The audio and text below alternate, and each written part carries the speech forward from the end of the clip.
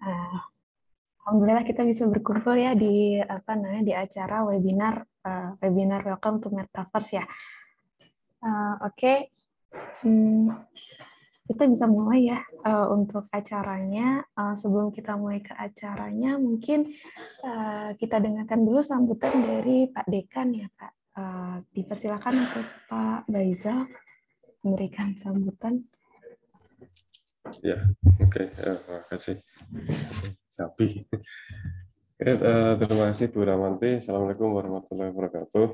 Waalaikumsalam warahmatullahi wabarakatuh. Yang saya hormati Pak Doni, juga rekan-rekan dosen Fakultas Informatika yang hadir, walaupun mungkin baru sedikit ya. Ya ini karena, waduh, saya ditelepon yang warak itu Pak Doni. Kenapa? Bentar, nanti. Yang kemarin itu ngundang. Sebenarnya sedang ada telepon, tapi nanti aja lah saya reject dulu. Ya. Oke, tadi sampai mana ya? Oke, terima kasih atas kehadirannya Bapak Ibu semua. Ini karena memang kita hari ini ada 4 yang paralel, kebetulan banyak sekali di institusi kita, jadi mungkin ini juga nanti mungkin akan lebih banyak lagi nambah nih Pak Doni konten. Dan terima kasih Pak Doni sudah menyempatkan waktunya untuk dapat sharing dengan kita semua. Ini sebenarnya merupakan series dari sharing terkait dengan metaverse ya. Ini menunya masih mati ya saya. Ya ini sebenarnya adalah series dari sharing tentang metaverse. Minggu kemarin kita sudah mendapatkan sharing dari perusahaan Motion Lab tentang metaverse. Mereka praktisi memang di bidang metaverse. Dan mungkin pada hari ini kita akan mendapatkan sharing dari sisi yang berbeda. Tentunya Bapak Ibu sambil nanti praktek langsung dengan komputer, insya Allah nanti saya juga ikut. Ya, kalau terkait dengan metaverse ini sebenarnya bukan teknologi yang baru, cuman memang gaungnya itu mulai kuat di tahun 2021 kemarin ya, setelah Facebook mengumumkan namanya berubah menjadi Meta. Dan saya kira teman-teman di Fakultas Informatika ini belum banyak yang concern ke metaverse ini, dan ini sebenarnya adalah satu bidang teknologi yang harus kita antisipasi Bapak Ibu. Apalagi kita di Fakultas Informatika ini yang paling banyak bersinggungan dengan teknologi ini tentunya ya. Kalau yang kita dapatkan sharing dari Motion Lab kemarin bahwa peran dari teman-teman di Fakultas Informatika tentunya adalah untuk menambah experience dari user metaverse ini, di mana nanti dapat diintegrasikan dengan background dari Bapak Ibu, mungkin diintegrasikan dengan adanya teknologi AI misalnya di dalam metaverse itu, ataupun mungkin juga hal-hal yang lain. Saya kira banyak ya, karena metaverse sendiri itu terbuka, ya, sebuah dimensi tertentu dalam dunia digital, dan kita bisa dapat memberikan experience tertentu tentunya dengan background dari Bapak Ibu semua. Dan untuk Fakultas Informatika, dan saya kira hanya baru Pak Doni ya yang untuk concern ke situ. Dan Telkom University sendiri ini juga masih belum banyak yang concern ke situ. Dan lebih banyak untuk saat ini adalah teman-teman dari FIT. Saya kira teman-teman di Fakultas Informatika ini dapat lebih berkontribusi lebih banyak lagi, saya kira ya. Tidak perlu meninggalkan background dari Bapak Ibu saat ini yang sudah ditekuni, tapi tentunya bagaimana kita dapat mengintegrasikan apa yang sudah kita miliki ke dalam teknologi metaverse ini. Oke, mungkin itu dari saya. Semoga lancar acaranya, dan ini sudah bertambah lagi pesertanya. Semoga bermanfaat. Assalamualaikum warahmatullahi wabarakatuh. Waalaikumsalam warahmatullahi wabarakatuh. Terima kasih Pak Dekan atas sambutannya. Mungkin kita langsung mulai aja ya Pak Doni ya untuk webinarnya. Mangga Pak Doni dipersilakan. Ya.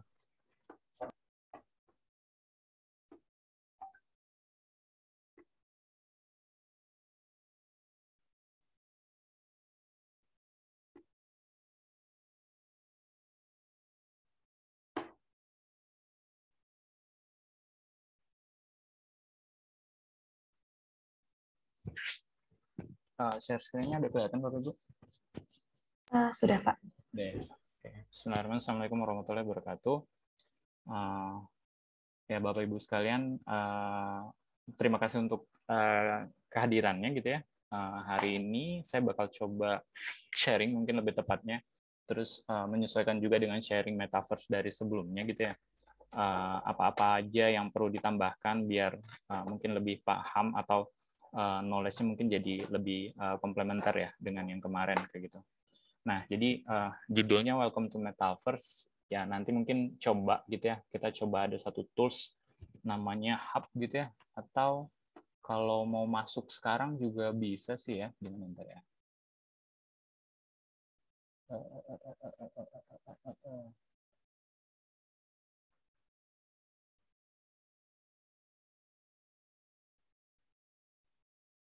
Kalau mau masuk sekarang juga bisa, biar nanti satu layar mungkin kita buat ininya.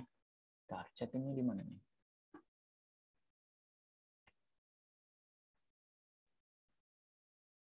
Oh ini. Itu ada apa? Ada link gitu ya. Hub maksimum kapasitasnya kayaknya sekitar 20 orangan. Jadi kayaknya masih cukup buat kita gitu ya. Jadi kalau mau coba-coba nanti ada bisa ngapain aja di dalam mungkin seperti itu ya. Nah, sebelum ya biar sambil loading karena lumayan juga harus ngeload banyak WebGL gitu ya. Saya coba bakal jelasin dulu ada beberapa poin mungkin berkenaan dengan welcome to metaverse ini. Nah, pertama pengenalan ya saya coret aja lah ya. Bapak Ibu mungkin udah kenal. Mostly saya banyak anak didik dari dosen-dosen di TLU. Simpelnya saya adalah programmer, terus saya sering baca-baca berita tentang bisnis mungkin seperti itu. Jadi makanya jadi ngulik juga mungkin gitu ya. Jadi sempat eksplorasi ya berkenaan dengan ini, dan kemarin itu juga sempat dapat dana hibah sekitar berapa ya? Kalau dihitung itu mungkin ada sekitar sampai dana hibah sama project dan sebagainya ada sekitar 200 jutaan gitu ya untuk pekerjaan-pekerjaan yang berhubungan dengan VR, AR, metaverse ini gitu ya. Jadi dari tahun berapa ya? Dari 2016 mungkin ya. Dari 2016 pertama kali dapat dana hibah sekitar 60 juta, terus ada juga hibah perangkat juga sekitar 60 juta dari kementerian kayak gitu ya. Akhirnya ya jadi develop lah mungkin seperti itu untuk latar belakangnya kayak gitu ya. Nah next ini outline yang bakal dibahas hari ini. Jadi saya coba bakal bahasnya kayak Jeremy ya yang bikin buku Fast AI kayak gitu ya. Make neural network unpopular again kayak gitu ya. Jadi uncool again kayak gitu. Jadi judul bukunya kayak JST itu atau AI itu nggak keren lagi loh gitu. Gimana caranya bikin AI itu nggak keren lagi. Nah mungkin bahasan saya bakal banyak di sini ya terinspirasi dari itu. Metaverse itu ya nggak keren-keren amat sebenarnya gitu. Tapi ya kita perlu catch up juga dengan metaverse, terus coba kita breakdown metaverse itu apa aja sih seperti itu. Jadi mungkin tagline-nya make metaverse uncool again mungkin kayak gitu ya. Nah ini outline-nya. Jadi ya tetap ada definisi mungkin seperti itu. Kemudian ada gimana sih sebenarnya bisnis di metaverse. Kemudian ada tools apa aja. Kemudian ada stack ini mungkin teknologinya kayak gitu ya. Nah mungkin yang akan beda banget dengan webinar yang kemarin, seminar yang kemarin kayak gitu ya. Pak Dedi itu di stack-nya ini. Kalau Pak Dedi kemarin mungkin bakal lebih banyaknya ngebahas di definisi bisnis sama tools mungkin seperti itu ya. Saya bakal coba bahas sedikit juga di sini, tapi bakal lebih banyak di cerita tentang di stack dari si metaverse-nya mungkin seperti itu. Oke, sebelum ke sana saya coba cek belum ya. Entering room. Bapak Ibu tinggal change avatar kayak gitu ya. Terus ada banyak di sini misalnya apa ini misalnya ya. Terus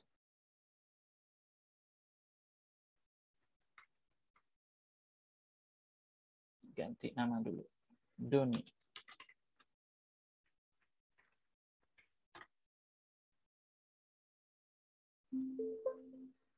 Nah, ini Bapak Ibu bisa jalan-jalan. Ini kayak sekolah, kayak kampus, mungkin kayak ini kita. Coba explore, mungkin kayak gitu ya. Klik-klik aja apa aja. Gitu. Monggo aja buat biar bisa eksplorasi. Oke, nah saya sambil ngejelasin ini. Slide-nya juga nggak banyak, Bapak Ibu. Pertama ini, ada banyak sebenarnya definisi metaverse. Ada yang bilang digital twin, terus human representation, dan sebagainya. Tapi ya by definisi sebenarnya kita bisa googling aja dan itu definisi formal semua, mungkin seperti itu ya. Tapi ada satu definisi yang bagus nih dari Om Gabe. Bapak Ibu mungkin yang memes banyak dapat memesnya Gabe Newell ini. Siapa Gabe ini? Co-founder sama presidennya Valve. Jadi game super software game yang ada di US gitu ya. Valve Software, udah banyak game yang populer yang dibikin sama dia kayak gitu ya. Nah, dia bilang ngasih pendapat tentang metaverse kayak gitu. Dia ngasih pendapat tentang metaverse. Jadi definisinya malah enak banget buat ngejelasin ke kita gitu ya. Jadi kebanyakan orang sekarang ngomongin metaverse kayak sebenarnya nggak tahu metaverse itu apa gitu ya.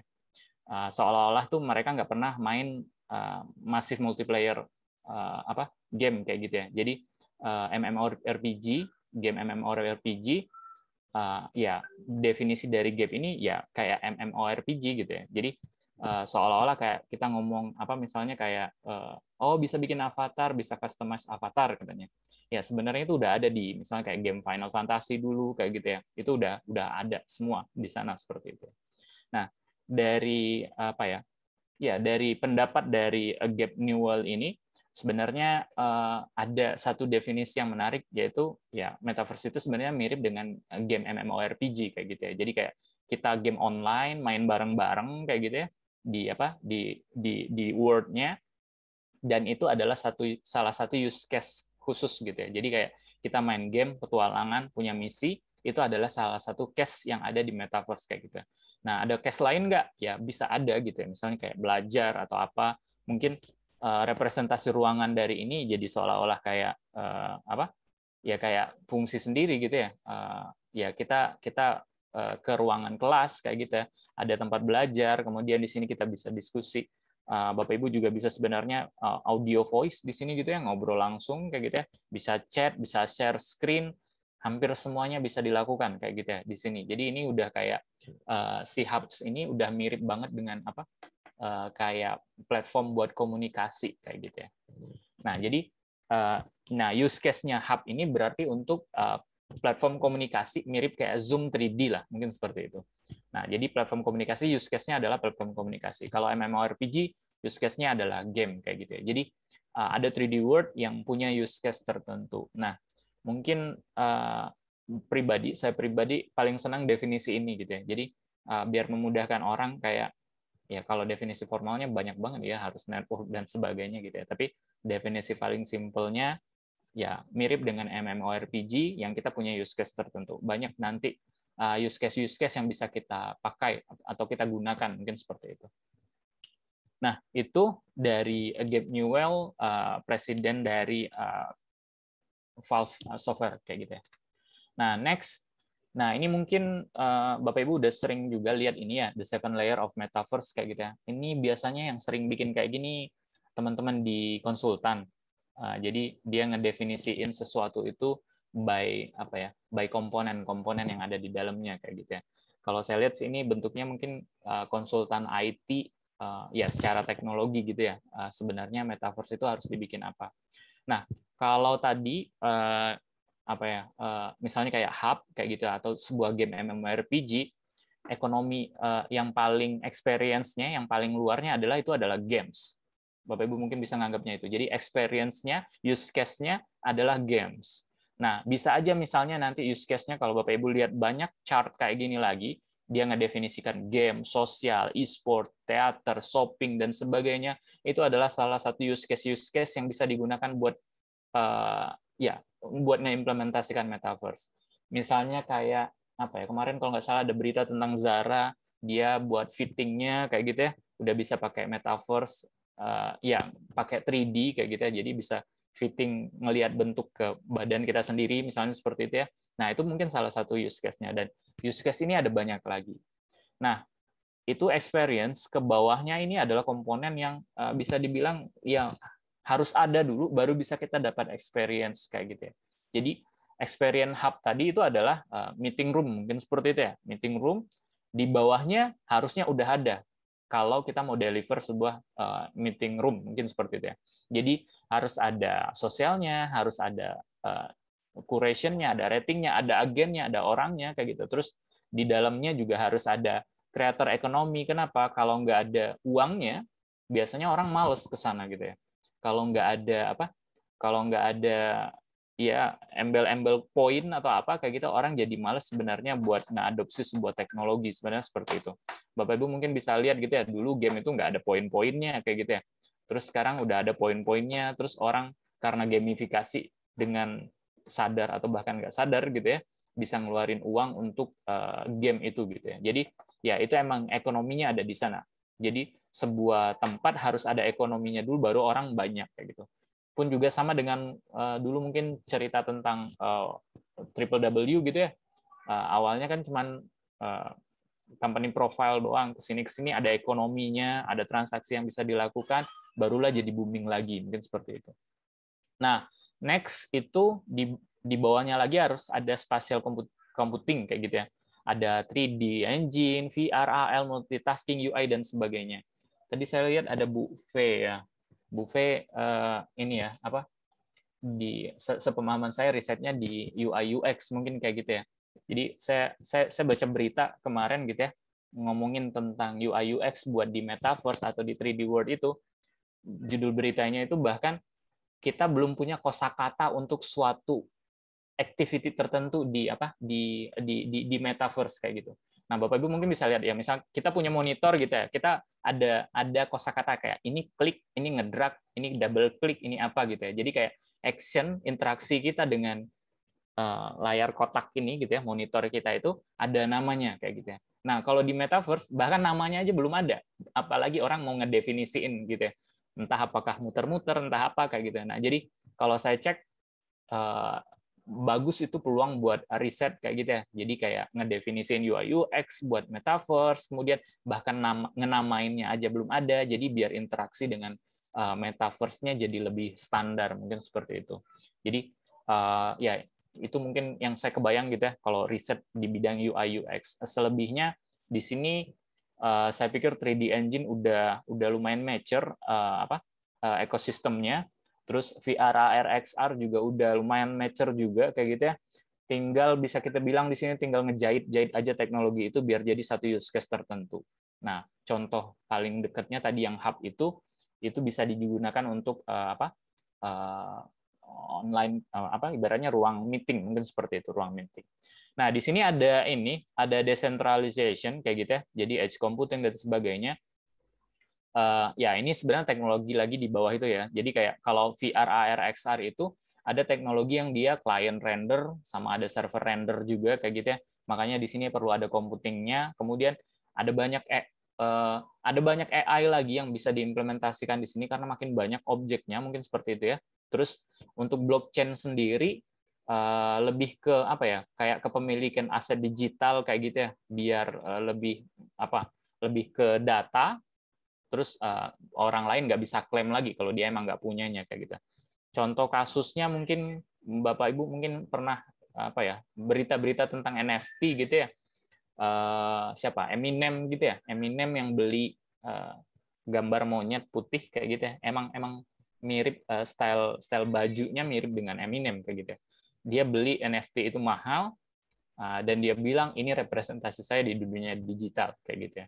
Nah, jadi trennya ngapain sih beli gambar doang mahal-mahal kayak gitu kan, padahal bisa juga, tapi manfaatnya adalah kalau itu udah disimpan di blockchain, saat ada orang lain mau ngecek autentik authorization-nya, siapa yang punya ini gitu, ACL-nya atau apa gitu ya, kita bisa nge-tracing balik dari struktur data blockchain itu sendiri. Nah, biasanya kegunaannya seperti itu. Tapi apakah wajib harus ada blockchain? Sebenarnya enggak. Mungkin contohnya ada di ini Second Life, Bapak Ibu. Ada di Second Life, dia konversi poin dengan uang aja seperti itu. Nah, kemudian ada human interaction. Ya, ini juga lumayan mulai berkembang kayak gitu ya. Tapi masih gede-gede banget kayak gitu ya, berat kayak gitu. Jadi harusnya makin ke depan itu bakal lebih simple, bakal lebih ringan mungkin seperti itu. Infrastruktur saya pikir ini wajar gitu ya. 5G jadi kewajiban buat ngetransfer ya objek 3D dan sebagainya, itu perlu GPU juga perlu kayak gitu ya, prosesor juga perlu kayak gitu, dan itu semua ngedukung untuk perlunya adanya experience dari metaverse. Nah, kalau nggak ada di bawah ini, jadi kayak ya misal kayak 5G kayak gitu, internet sekarang kalau kita cuma pakai buat YouTube doang, saya pikir udah cukup gitu ya. Tapi kalau kita butuh aset 3D yang perlu ditransfer real time kayak gitu, itu perlu infrastruktur yang lebih cepat dari yang sekarang, seperti dari sisi networknya. Nah, ini mungkin Bapak Ibu penjelasan tentang 7 layer ini. Jadi dia kayak semacam kebutuhan kayak gitu buat, dan yang paling kita rasain itu cuma experience, dan kita di IF banyaknya di spatial computation ini sama decentralization sama human interface kayak gitu ya. Banyaknya mainnya mungkin risetnya adalah di sini, sedangkan di discovery sama di experience ini bakal lebih banyak saya pikir ke orang-orang psikologi, orang-orang sosial kayak gitu ya, yang dia ngedefine ya apalagi sih orang yang butuh kayak gitu, butuh aplikasi apa yang metaverse kayak gitu. Jangan-jangan nggak butuh-butuh amat kayak gitu ya. Ada satu use case tertentu nggak butuh amat gitu, seperti itu. Nah, mungkin itu posisi kita biasanya eksplorasinya banyaknya di creator ekonomi sampai ke bawah ini, mungkin seperti itu. Oke, nah untuk metaverse sendiri sebenarnya udah banyak aplikasinya Bapak Ibu. Mungkin yang paling terkenal kalau secara platform user paling banyak di metaverse itu ada di Decentraland. Ini simpelnya adalah kayak tuan tanah gitu ya, dia jual tanah digital di Decentraland, Bapak Ibu harus beli kayak gitu ya, kalau mau. Terus bisa sewa juga. Terus siapa ya kemarin kalau nggak salah Snoop Dogg beli tanah di Decentraland kayak gitu. Terus di atas tanahnya digambar muka dia kayak gitu ya. Ya buat lebih ke eksistensi aja mungkin seperti itu ya, sama kayak Eminem tadi buat dia beli aset digitalnya. Jadi ini NFT tapi yang dijual adalah si tanahnya. Ada banyak lagi yang lain, ada Minecraft, Roblox dan sebagainya dengan use case-nya masing-masing. Pokemon Go misalnya punya use case sendiri. Minecraft punya use case sendiri game kayak gitu. Second Life use case sendiri game. GTA juga banyak lagi. Ada Somnium Space juga mirip dengan Decentraland, kayak bisa kayak semacam showroom kayak gitu ya, atau buat kita kayak ruang pamer mungkin kayak gitu ya. Jadi disesuaikan dengan use case-nya. Nah, secara umum bisa dibagi jadi dua. Ada aplikasi yang dikontrol penuh sama owner-nya. Ada aplikasi yang bisa dibebaskan, ya tetap ada server utama gitu ya, tapi yang ngelola konten yang ada di dalamnya diserahkan dengan orang-orang yang ada di community-nya. Nah, misalnya kayak di Second Life, ya kita jadi harus ngikutin aturan Second Life kalau kita mau bikin tanah kayak gitu. Seingat saya udah ada Jakarta di dalam Second Life, tapi terakhir saya cek item-item doang kayak gitu. Tapi nggak tahu ya. Ya, terus ya mungkin bisa dibikin tell you kayak gitu ya di sana desainnya. Dan Decentraland juga sama, kemarin Samsung bikin pameran di dalam Decentraland karena ya mungkin karena usernya paling banyak kayak gitu ya. Jadi bisa jadi use case buat ruang pamer seperti itu.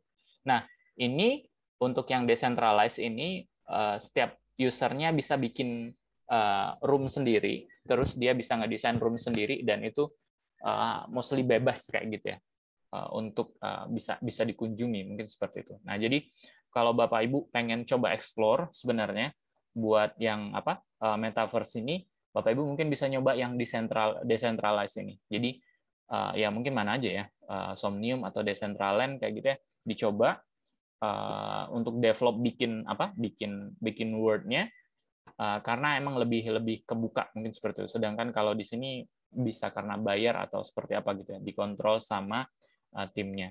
Jadi kalau kita nggak mau install sendiri kayak gitu ya, ya kita pakai Decentraland atau Somnium Space, mungkin dicoba nanti. Nah, itu untuk metaverse-nya. Sama ya ada apa ya, ada gonjang-ganjing mungkin kayak gitu ya, ada dilema kayak gitu ya, berkenaan dengan metaverse ini.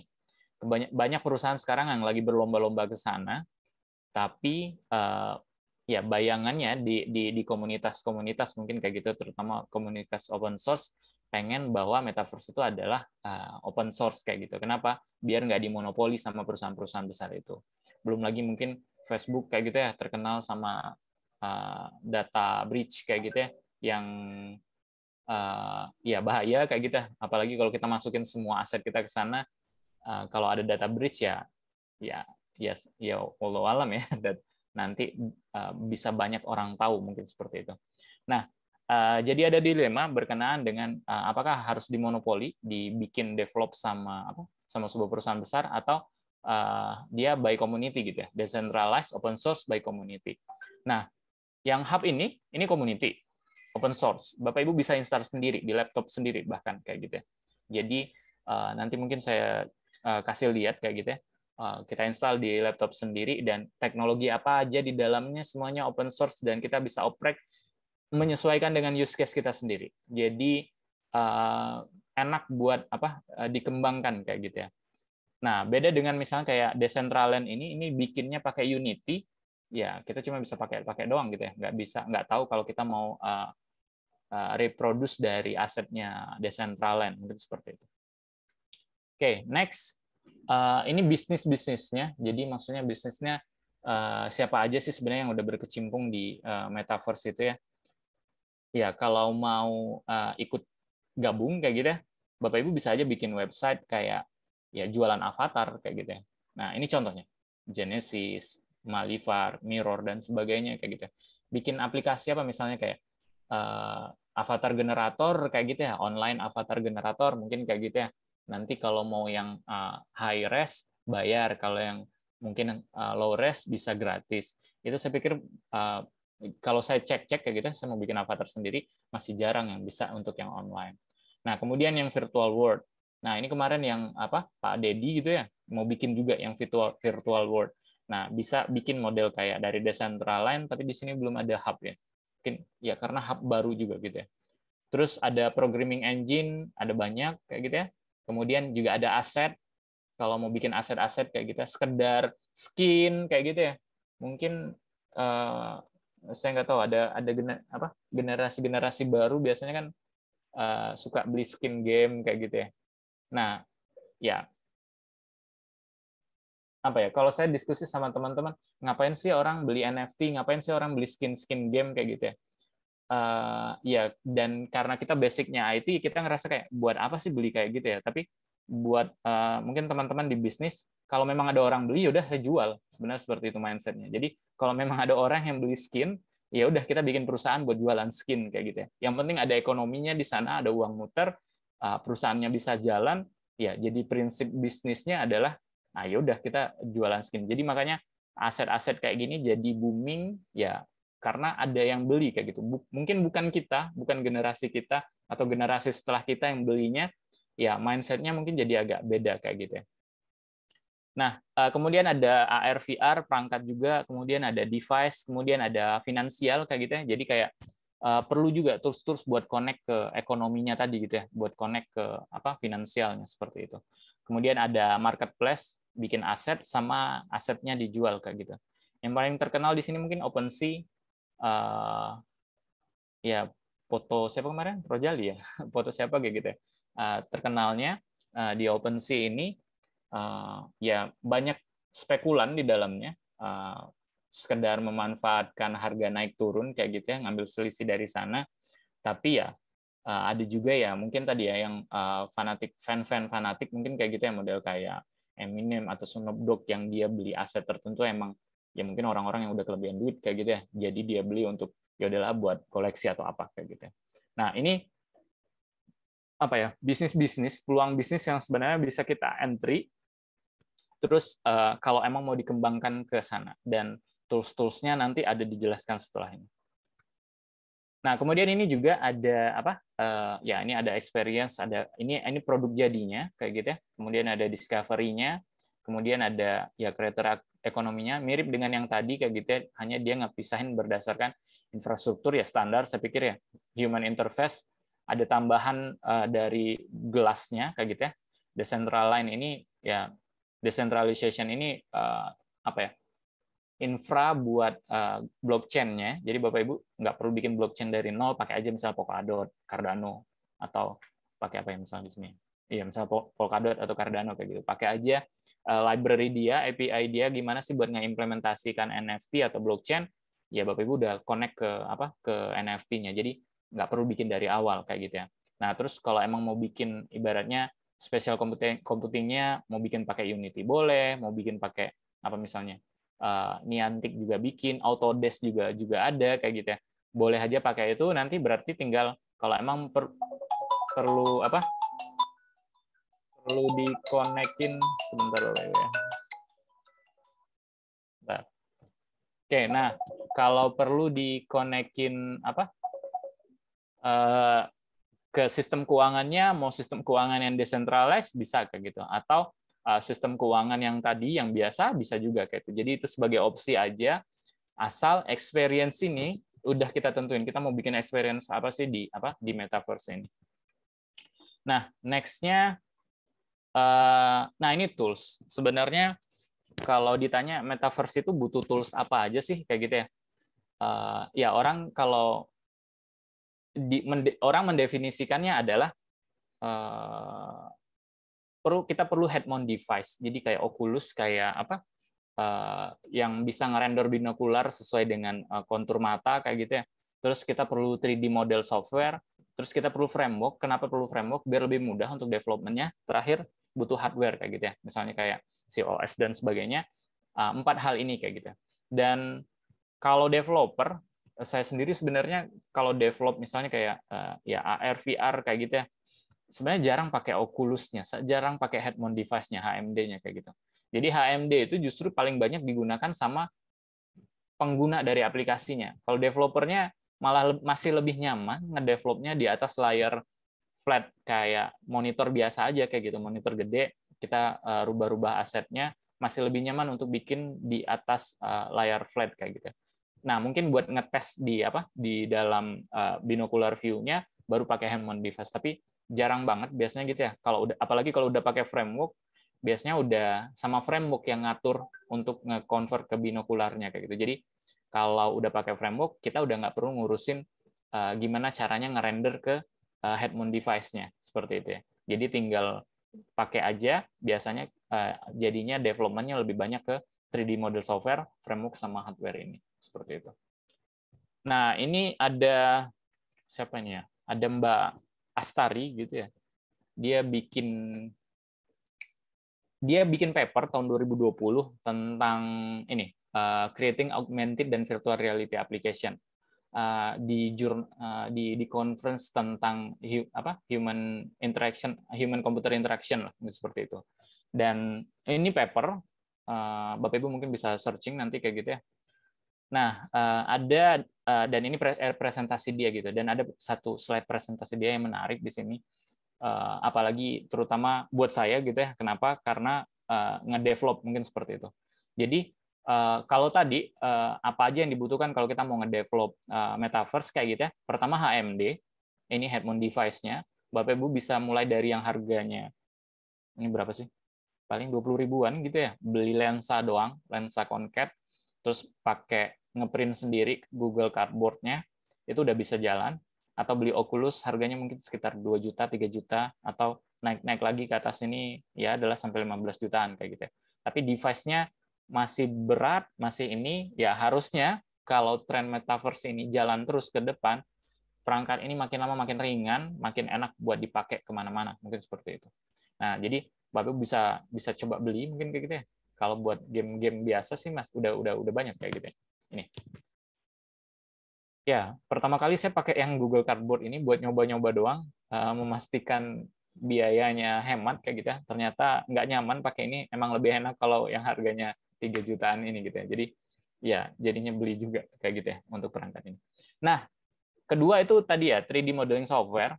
Sebenarnya 3D modeling kan udah ini ya, udah banyak banget pengembangannya sekarang. Mungkin saya lebih senangnya yang Blender karena open source. Ya banyak banget yang bisa dilakukan di sini. Bapak Ibu tinggal sculpture aja, terus rigging aja di dalam Blendernya. Terus nanti dari Blendernya diekspor jadi GLB, OBJ atau apapun, nanti bisa ditarik ke aplikasi apapun. Jadi semuanya biasanya dibikin pakai tools modeling. Nah, next itu pakai framework. Framework ini apa? Jadi Bapak Ibu kalau ya biasanya kita ya kalau di IF mungkin banyak bahasa pemrograman yang tersedia gitu, mau PHP, mau Java kayak gitu. Enak nggak sih bikin aplikasi pakai PHP? Ya enak-enak aja. Tapi kalau natif itu nggak enak biasanya. Kenapa nggak enak? Karena banyak hal yang harus kita pikirkan kayak gitu ya. Nah, yang paling enak develop itu kalau ada framework-nya. Jadi kita nggak perlu tahu teknis banget di dalamnya, kita cukup tahu gimana framework ini jalan, kita develop aplikasi di atas framework.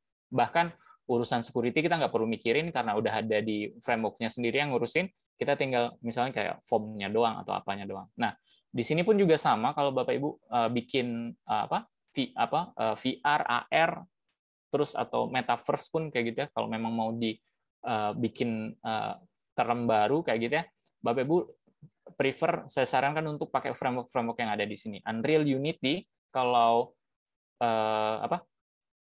biasanya udah ada template-nya juga, tapi jarang template jadi sih sebenarnya. Ada template-nya juga yang bisa dipakai kalau kita mau develop, nanti tinggal diekstrak atau diekspor ke, saya mau bikin untuk aplikasi web, saya mau bikin untuk aplikasi VR, AR kayak gitu. Itu bisa. Tapi ya kalau pengalaman selama ini berat kayak gitu ya, terus lisensi dan sebagainya, saya agak jarang buat yang develop dia di atas desktop app IDE kayak gitu. Nah, ada satu lagi, dia bisa di atas website. Bapak Ibu bisa ngecek ini web VR sekarang udah dirubah namanya, semacam API, semacam standarisasi gimana caranya kita bikin metaverse atau namanya sekarang web XR, gimana caranya kita bikin mixed reality di atas website. Nah, Bapak Ibu bisa ngecek ke sini kayak gitu ya standarisasinya. Orang masih rame-rame buat bikin standarisasi kayak orang rame-rame bikin standarisasi www kayak gitu ya. Yang namanya kalau www itu yang namanya error 400 itu error apa aja, error 500 itu error apa aja. Nah, sekarang buat di web XR juga orang ngedesain yang namanya interaksi itu ada apa aja, ya yang kayak tadi gitu ya. Nah, terus salah satu implementatornya adalah A-Frame. Ini ada framework juga namanya A-Frame. Dia ngimplementasi web XR ini. Jadi Bapak Ibu tinggal pakai A-Frame aja, nanti yang lain-lainnya rendering dan sebagainya udah tinggal pakai. Jadi kayak kalau Bapak Ibu punya objek di 3D modeling, tinggal tarik aja ke dalam A-Frame dan nanti jadi aplikasi di atas website. Kayak gitu. Nah, ini mungkin hardware standar saya pikir gitu ya, operating system dan sebagainya. Oke. Nah, ini stack-nya. Jadi ini biasanya teknologi kayak gitu yang bisa dipakai tadi, mirip dengan yang tadi, tapi ini saya jelaskan lebih detail kayak gitu ya. Kalau Bapak Ibu mau develop di atas semacam IDE, aplikasi desktop, Bapak Ibu bisa pilih Unreal, Unity, sama CryEngine. Dan udah banyak sebenarnya ya. Game developer rata-rata mereka pakai ini. Kayak gitu ya. Jadi kalau emang kita mau develop metaverse, Bapak Ibu bisa hire by game developer kayak gitu ya. Lewat game developer tapi dengan use case Bapak Ibu misal mau bikin apa? Ruang sidang mungkin kayak gitu ya kalau buat IF gitu ya. Ruang sidang kayak gitu. Bapak Ibu bisa nge-hire developer dari Unreal, Unity atau CryEngine ini untuk bikin gamenya atau engine-nya kayak gitu. Nah, yang di sebelah kanan ini adalah stack buat kalau Bapak Ibu mau develop metaverse di atas website. Nah, ini sengaja saya urutin, di atas ini standarisasinya, di bawah ini teknologinya, dan makin ke bawah ini makin primitif Bapak Ibu. Jadi WebGL misalnya ya, WebGL itu library di browser Bapak Ibu. Jadi kayak library di atas browser yang sengaja buat ngurusin rendering 3D lah kayak gitu ya. Itu ada namanya WebGL, biasanya udah keinstall di atas browser-browser modern kayak gitu. Nah, ada orang lagi bikin namanya library 3JS. Itu ngeimplementasi dari WebGL. Jadi kayak semacam API untuk ngemudahin kalau saya mau ngerotate kayak gimana sih? Kalau di WebGL itu ribet ngerotetnya. Kalau di 3JS itu ya Bapak Ibu programming JS jadinya. Nah, di sini pun orang masih ngerasa ribet ya. Kenapa? Karena entry developer buat entry pun juga susah, misalnya harus ke JS dan sebagainya. Orang bikin lagi namanya A-frame. A-frame itu apa? Di bawahnya itu 3JS, tapi dia programmingnya bisa pakai HTML. Jadi kayak Bapak Ibu cuma ngedefinisiin objeknya apa aja yang mau ditarik, terus interaksinya apa aja, semuanya by syntax HTML. Jadi orang sengaja bikinnya apa ya, kayak ini susah, bikin lagi framework yang memudahkan, bikin lagi framework yang memudahkan sampai ke A-frame. A-frame hanya buat bikin satu scene doang kayak gitu. Nah, terakhir saya ketemu yang open source itu ya Hub ini tadi.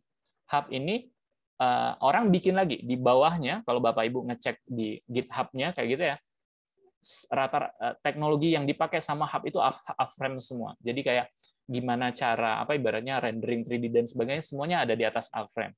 Dan Hub itu definisinya nanti udah bukan objek-objek doang, tapi udah ke interaksi. Nanti mungkin ada di slide ini kayak gitu. Nah, terus terakhir yang paling atas itu di WebXR, itu yang bikin standarisasi dari si interaksi di metaverse ini. Nah, Bapak Ibu kalau emang ibaratnya tertarik, bisa ngulik di sini buat di website kayak gitu, atau ngulik di sini buat apa? Di development pakai engine di desktop, mungkin seperti itu. Ya, dan pengembangan sekarang di dua ini gitu ya. Mungkin kalau Bapak Ibu cek, kenapa hanya ada desktop dan website, kemana mobile-nya kayak gitu. Jarang kita ya, misalnya buat aplikasi pun sebenarnya jarang kita bikin aplikasi di atas mobile kayak gitu.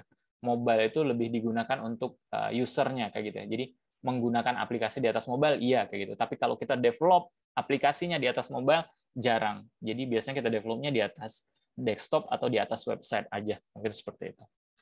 Nah, next. Nah, ini tadi. Kemarin juga ada gitu ya, saya sempat diskusi di apa di pertemuan metaverse yang kemarin kayak gitu ya. Ya sempat ada yang nanya gitu. Dan sebenarnya apa sih kalau mahasiswa mau diajarin kayak gitu ya metaverse, dia harus belajar apa aja gitu, apa aja yang harus dikuasain kayak gitu. Apakah 3D modeling kayak gitu atau ada yang lain kayak gitu ya. Nah, Bapak Ibu bisa cek di hub itu, di contributing-nya ini 6 komponen utama yang ada di hub. Jadi Bapak Ibu misalnya kayak pertama hub core-nya, kemudian ada Spoke 3D editor. Jadi Bapak Ibu mungkin yang tertarik sama 3D. Nah, Bapak Ibu bisa coba ngecek project-project yang ada di Spoke ini. Jadi kayak canvassing dan sebagainya, rendering dan sebagainya ada di sini semua kayak gitu.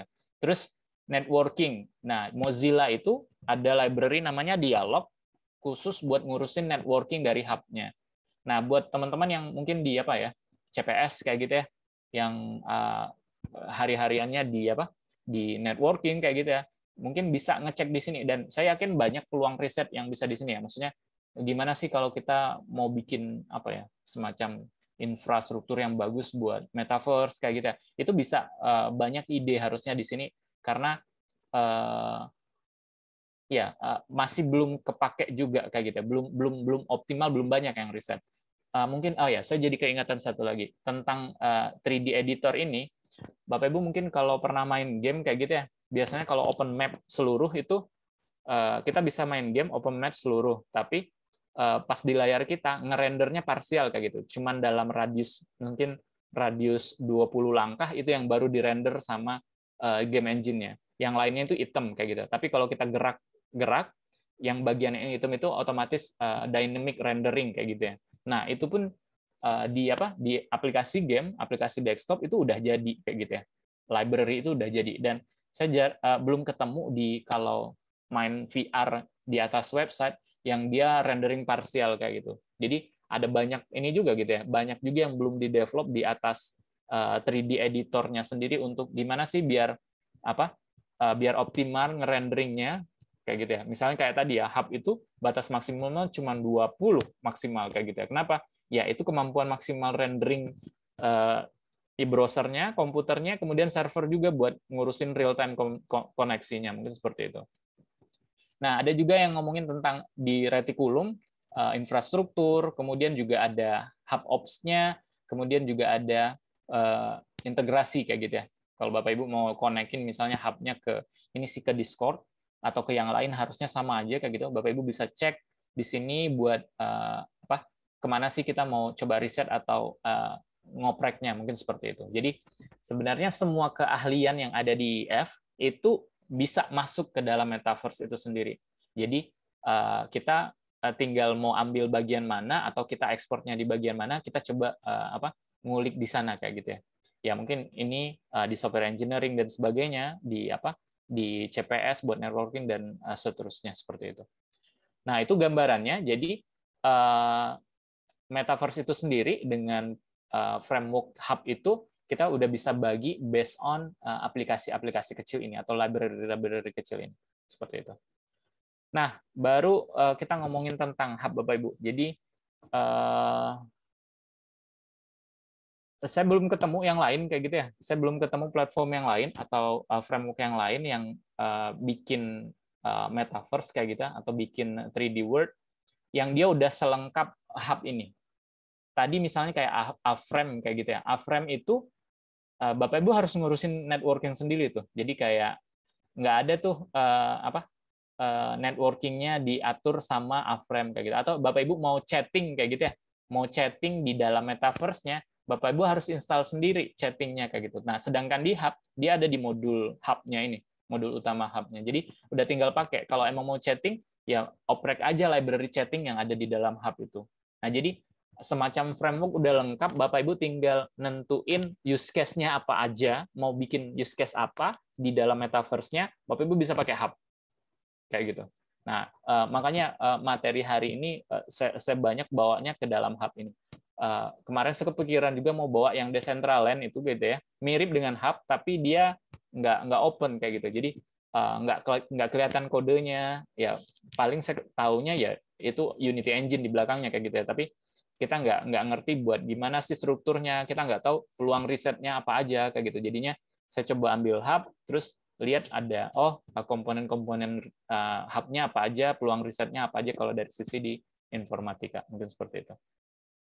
Nah, ini dari Om Grade kayak gitu ya. Siapa Grade ini yang bikin hub tadi gitu ya. Jadi ada cerita menarik, dia bikin blog di Medium kayak gitu ya, dan dia ngasih tahu roadmap dari hub, terus gimana next-nya gitu ya. Jadi dia bilang bahwa sebenarnya metaverse itu berkembangnya bakal mirip dengan WWW kayak gitu ya. Jadi bakal susah buat dia nggak berpikir bahwa metaverse itu bakal berkembang di satu perusahaan tertentu, itu enggak. Tapi bakal berkembangnya dia di atas website gitu. Jadi ada website metaverse apa, ada website metaverse apa, ada website metaverse apa. Dia nggak memprediksi bahwa metaverse itu hanya ada di misalnya di Facebook doang, nggak kayak gitu. Jadi semua orang nanti bisa bikin metaverse-nya sendiri. Dan itu adalah salah satu motivasi dia kenapa dia bikin hub. Jadi biar bikin platform metaverse di open source kayak gitu. Jadi mirip dengan kayak WordPress kayak gitu ya. Jadi kita kalau emang mau develop misalnya kayak GIS gitu, kita bisa juga bikin developnya di atas WordPress kayak gitu. Nah, di sini pun juga sama, orang mau bikin use case apa bisa bikinnya di atas hub kayak gitu. Nah, bahkan di artikelnya dia cerita kayak gitu ya. Hub itu sengaja dibikin semacam general kayak gitu ya. Kalau Bapak Ibu cek, nggak ada di situ sebenarnya kayak payment atau apalah kayak gitu ya. Minimal payment lah, transaksi atau payment. Kenapa? Sengaja kayak gitu biar itu bisa di-generate sama semua orang katanya. Jadi sengaja platformnya dibikin open, bahkan library-nya nggak di-develop sama dia untuk yang payment kayak gitu ya. Kenapa? Biar nanti semua orang kalau dia emang butuh metaverse-nya sendiri, dia bisa install dan dia bisa bikin modul untuk koneksi ke transaksi dia sendiri. Karena kalau dibikinin sama ibaratnya tersentralize sama hub-nya, nanti katanya dia nggak suka dengan monopolinya, nanti mungkin seperti itu. Jadi dia sengaja open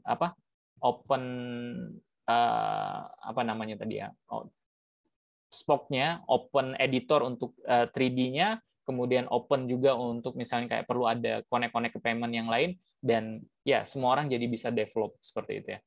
Nah, itu roadmap-nya dari si hub dari Om Grade ini, mungkin seperti itu ya. Nah, ini demo, tapi kayaknya ada beberapa slide di akhir gitu, mungkin saya lanjutkan aja biar nanti next-nya kita langsung demo aja deh buat di hub-nya kayak gitu ya. Nah, apa pelajaran yang bisa diambil di sini Bapak Ibu? Jadi ini ada infografik menarik kayak gitu ya, berkenaan dengan apa ini ya? Ada banyak infografiknya, namanya innovation to reach 50 million user kayak gitu ya. Atau berapa lama sih sebenarnya sebuah teknologi itu dapat sampai 50 juta user kayak gitu ya. Atau sebenarnya suatu teknologi itu butuh waktu berapa lama sih diadopsi sama pasar kayak gitu ya. Jadi kayak di sini kita tahu bahwa pesawat terbang, mungkin Bapak Ibu udah biasa pesawat terbang gitu ya, nggak ada khawatir apa-apa gitu ya. 64 tahun yang lalu kayak gitu ya. Bukan 64 tahun yang lalu gitu ya. Saya kurang tahu pastinya gitu ya. Tapi butuh waktu 64 tahun manusia itu percaya bahwa naik pesawat itu aman dan kita bisa pindah tepat dalam waktu yang cepat. Butuh waktu 64 tahun. Dan dalam waktu 64 tahun itu pasti banyak propaganda pesawat itu nggak aman dan sebagainya kayak gitu ya. Nah, terus untuk mobil juga sama, butuh waktu 62 tahun biar orang terbiasa pakai mobil. Orang biasanya pakai kuda, motor, sepeda kayak gitu ya. Ini mobil apaan sih gitu ya. Jadi aman nggak kayak gitu. Kok kita ngegerakin mobil pakai kaki kayak gitu ya. Itu kan butuh waktu adopsi lama, banyak waktu untuk belajar di sana kayak gitu. Butuh waktu 62 tahun. Telepon juga sama, 50 tahun. Sebelumnya ada Telegram kayak gitu. Telepon itu diadopsi massa, butuh waktu sekitar 50 tahun biar ya semua orang udah biasa ada telepon rumah kayak gitu ya. Nah, next-nya listrik, butuh waktu 46 tahun buat bisa diadopsi. Jadi kayak ya PLN itu mungkin dulu orang takut-takut kayak gitu buat pakainya gitu ya. Sekarang mungkin udah biasa dan udah jadi kebutuhan utama kayak gitu. Tapi listrik itu biar jadi kebiasa di mindset orang butuh 46 tahun. Dan seterusnya, ini Bapak Ibu bisa cek, ada kredit card, TV butuh waktu 22 tahun, ATM butuh waktu 18 tahun, biar orang percaya saya mau ngambil uang di box mesin yang bisa ngasih saya uang berapa? 2,5 jutaan atau apa gitu ya. Butuh waktu sekitar 18. Komputer butuh waktu sekitar 14 tahun. Handphone itu baru booming butuh waktu sekitar 12 tahun kayak gitu ya. Internet butuh waktu 7 tahun, Facebook butuh waktu 4 tahun biar dia dapat 50 juta user, WeChat butuh waktu 1 tahun, Pokemon Go itu butuh waktu 19 hari cuman buat bisa diadopsi di pasar biar dia dapat 50 user kayak gitu, 50 juta user kayak gitu ya. Nah, apa yang mau dibahas di sini sebenarnya, Bapak Ibu bisa lihat tren teknologi itu sebenarnya makin lama pasar ngadopsinya atau orang lain banyak pakai itu makin lama trennya makin singkat kayak gitu ya. Jadi kayak teknologi itu bisa makin singkat aja buat dipakainya kayak gitu ya. Jadi kayak biar keadopsi lah mungkin seperti itu. Nah, bahasannya sama dengan bahasan metaverse ini kayak gimana, butuh waktu berapa lama kayak gitu untuk diadopsi. Orang ya mungkin sekarang bentuk fixnya aja belum jelas kayak gitu, apalagi mau diadopsi sama pasar kayak gitu ya. Jadi dan kalaupun ada butuh waktu berapa lama nanti terbiasa orang mau pakai metaverse kayak gitu ya. Jadi itu juga buat bisa jadi pertimbangan buat kita apakah perlu mendevelop di metaverse ini atau menginvestasikan waktu lah minimal untuk develop di atas metaverse ini. Nah, tren lain juga sama mungkin kayak di sosial media ya Bapak Ibu. Dulu sosial media itu text based biasanya. Habis itu yang text based mati, terus muncul yang foto based mati, terus diganti dengan yang video based kayak gitu. Jadi kayak ya berkembang makin lama makin orang butuh experience lebih kayak gitu. Dulu orang butuh teks doang, sekarang orang udah joget-joget kayak gitu di sosial media mana mungkin seperti itu ya. Nah, itu adopsi pasar juga gitu. Nah, kita nggak tahu berapa lama orang butuh punya kebutuhan dengan metaverse ini, tapi kalau nggak ada diagram tadi gitu ya, nggak ada experience-nya, nggak ada ekonominya, nggak akan bisa sebenarnya keadopsi secara massal mungkin seperti itu ya. Tapi kalau itu jalan baik dan bisa diadopsi pasar, ya mungkin butuh waktu mungkin sekitar 1 dekade atau 1 generasi di bawah kita mungkin gitu ya, udah terbiasa dengan game MMORPG, komunikasi udah bisa di sana, ngobrol di sana, tukar uang bisa di sana, terus ya macam-macam lah kayak gitu ya, ketemu orang juga di sana kayak gitu ya. Nah, mungkin generasi mereka yang akan terbiasa dengan metaverse, kitanya enggak, ngapain gitu ya. Misalnya ya kita terbiasa bahkan ya ngobrol, ya mungkin kita ngobrol di Zoom gitu. terbiasanya ngobrol di Zoom kayak gitu. Sebelumnya generasi sebelum kita itu bahkan saya nggak biasa kerja kalau nggak ngelihat orangnya kayak gitu ya. Ada juga kayak gitu. Mungkin ayah kita tipikalnya mungkin adalah seperti itu. Jadi generasi itu lama-lama ya kalaupun nggak booming di kita, ya mungkin di beberapa generasi setelah kita. Dan itu adalah waktu apa ya? Kalau saya ngelihatnya itu waktu yang cukup dan itu peluang buat kita kalau emang mau coba ambil bagian di metaverse ini. Ya, mulai dari teknologi-teknologi tadi coba dikuasain kayak gitu ya, bikin dengan use case tertentu. Nanti kalau banyak ya mungkin aja jadi salah satu ya mungkin the next Instagram atau apa, the next TikTok apa yang usernya banyak dan semua orang senang ada di sana, mungkin seperti itu. Oke, itu ya lesson learn-nya mungkin ya Bapak Ibu tentang metaverse ini. Terus ini saya sengaja ngasih list-list. Ini ada 4 aplikasi metaverse yang decentralized kayak gitu ya. Bapak Ibu bisa cek, ada Decentraland, Somnium Space, Sandbox Spatial IO kayak gitu ya. Yang Bapak Ibu bisa create Word di sana, terus bisa upload aset 3D kayak gitu ya. Terus ngedekorasi ruangannya sendiri kayak gitu ya. Bisa di sana. Terus yang di sebelah kanan ini marketplace buat NFT, buat objek 3D kayak gitu ya. Jadi misalnya kayak di mana ya? Kalau nggak salah di Somnium kayak gitu. Bapak Ibu bisa naruh semua objek. Bapak Ibu punya akun OpenSea, semua barang di OpenSea Bapak Ibu bisa muncul di dalam Somnium. Jadi kayak ini bukti kalau saya yang punya barang ini kayak gitu ya. Dan dia udah ngekonekin ke OpenSea-nya, ngekonekin ke infra dari si blockchain-nya lah, mungkin seperti itu. Nah ini mungkin Bapak Ibu kalau memang mau coba-coba bisa eksplorasi di aplikasi-aplikasi ini, mungkin seperti itu. Oke, ini beberapa referensi, mungkin seperti itu dulu.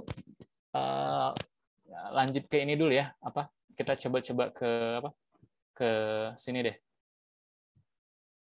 Nah, Bapak Ibu udah ada di dalam Mozilla Hub gitu ya. Ini sebenarnya ya ruangan aja interaksinya kayak gitu ya. Terus Bapak Ibu bisa maju kayak gitu ya. Terus bisa ngobrol. Terus ini siapa ya? Ini terus bisa ngobrol di sini juga.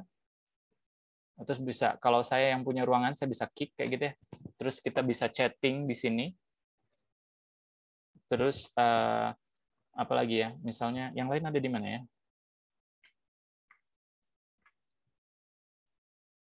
Oh nggak ada. Ya udah sama ini. Misalnya sama get wall ini, misalnya saya mau ambil foto kayak gitu ya.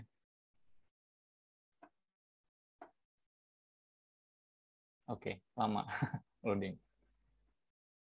Jadi ini mau ngeluarin objek kamera kayak gitu biar bisa selfie bareng di sini. Bapak Ibu bisa bisa gunakan objek kamera di sini gitu ya.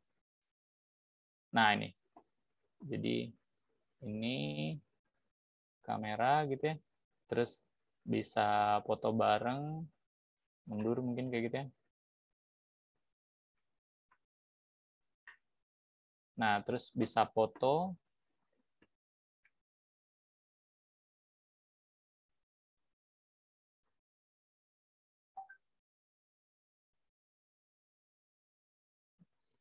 Terus nanti fotonya ada bakal keluar di sini. Nah, ini fotonya. Nah, Bapak Ibu fotonya bisa langsung di-tweet atau Bapak Ibu bisa download sendiri. Jadi ya ini contohnya ya. Yang kemarin di Wisuda itu salah satunya ini. Jadi kayak kita bisa foto bareng orang-orangnya, avatarnya bisa ini. Nah, di sini saya pikir saya ngejelasin fungsinya. Ini chatting, kemudian ada interaksi-interaksi, bisa pindah use case-nya. Terus kita bisa masuk ke ruangan ini kalau memang perlu ada breakout room. Terus Bapak Ibu bisa keluar lagi seperti itu. Terus kita bisa share screen di sini atau share kamera juga. Jadi misalnya kita mau share screen apa? Misalnya ini ya, saya share screen window kayak gitu ya. Nah ini window saya kayak gitu ya. Jangan layar deh. Share screen-nya, share screen window. From tab. Mana? Entire screen. Ya udah ini aja. Nah, kita bisa jadi kayak apa? Nonton bareng di sini, bisa presentasi di kelas kayak gitu ya. Misalnya mau dibawa ke kelas. Jadi tinggal di set.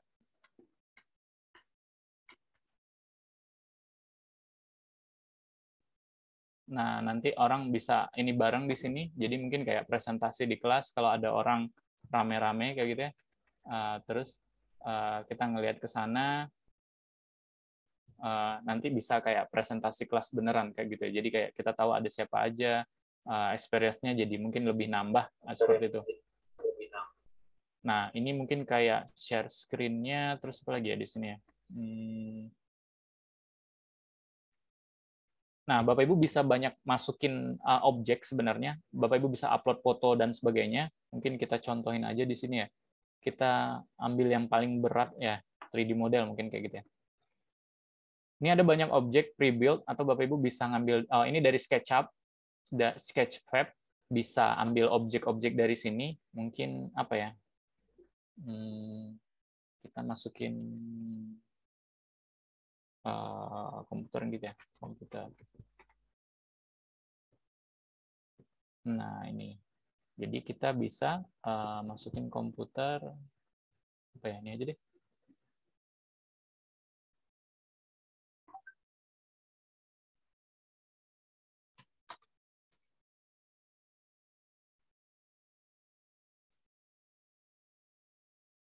Nah, terus ini Bapak Ibu bisa ya delete kalau emang nggak perlu gitu ya.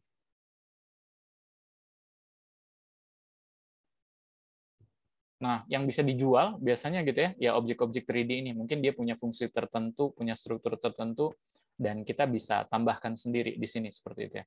Upload kalau kita perlu. Nah, jadi kita kayak ngedesain sendiri ruangannya, ngedesain sendiri orangnya ada siapa aja di dalam seperti itu. Bisa ada GIF, ada scene kayak gitu. Nah, ini terus fungsi lainnya, Bapak Ibu bisa create avatar juga. Jadi ada apa? Ada struktur data sendiri untuk avatarnya. Jadi kayak pertama ini misalnya kalau avatar sendiri yang bisa diedit, Bapak Ibu bisa upload 3D-nya, kemudian ada nanti Bapak Ibu bisa edit by quill kayak gitu ya. Jadi kayak apa? Nge-upload gimana sih caranya nge-skin objek 3D yang bentuk kayak gini biar dia warnanya oranye putih kayak gitu ya. Jadi Bapak Ibu bisa nge-custom juga di sini, dan ini punya struktur data sendiri, mungkin seperti itu.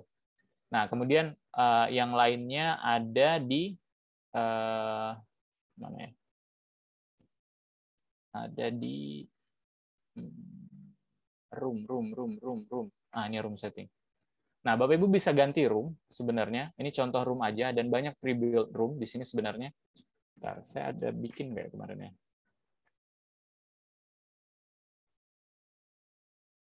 Atau di mesin ya? Oke, mungkin kayak gini. Ada contoh ruang room rapat FF, tapi ini buat yang saya edit, belum ini banget gitu ya. Bapak Ibu bisa bikin room sendiri, dan kalau yang wisuda ada nggak ya? Kemarin roomnya, nggak ada share di wisudanya. Oke, Bapak Ibu jadi bisa milih room sendiri, dan nanti otomatis room yang tadi bisa apa? Kerubah kayak gitu ya.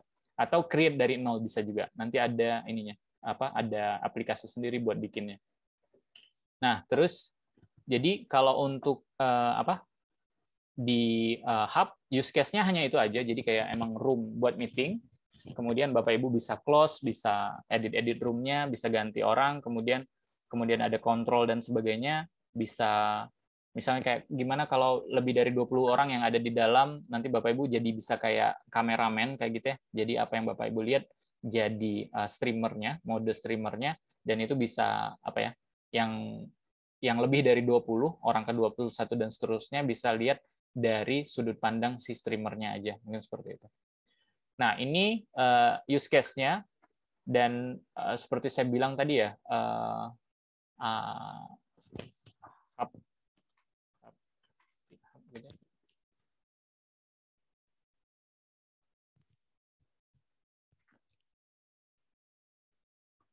nah, Bapak Ibu, ini repositorinya open source, dan kalau dilihat dalamnya sebenarnya isinya A-frame semuanya.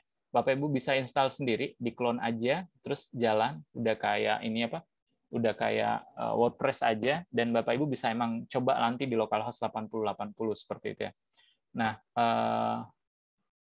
terus dari hub-nya sendiri sebenarnya udah nyediain di beberapa marketplace. Misalnya kayak Bapak Ibu misalnya kayak ini misalnya kayak Bapak Ibu mau sewa VPS kayak gitu ya di apa? Misalnya di DigitalOcean yang udah ada gitu ya. Seingat saya di DigitalOcean sama di AWS yang udah ada. Bapak Ibu tinggal create droplet aja, terus nanti cari di marketplace-nya hub itu gimana. Nah, dan ini nanti Bapak Ibu bisa custom domain. Kalau nggak mau capek-capek nge-install ya. Custom domain, nanti domainnya apa aja. Misalnya hub, ambil server kayak gitu ya, terus di mana cloud, Bapak Ibu tinggal create droplet, nanti dibikinin sama si DigitalOcean-nya atau sama si AWS-nya. Dia udah ini. Nah, Bapak Ibu tinggal, kalau nggak salah syaratnya harus ada 2 domain yang harus Bapak Ibu tanam di dalam apa servernya, biar itu bisa dijadikan operation. Terus untuk server yang paling kecil ini katanya sekitar 10 orang bisa join di satu waktu. Kalau yang kita tadi ini kan servernya Mozilla nih ya. Nah, kalau kita bikin server pakai sendiri, ini bisa satu aja. Nah, jadi enaknya ya banyak ngulik-nguliknya kita bisa ambil dari sini. Misalnya Bapak Ibu perlu bikin apa ya?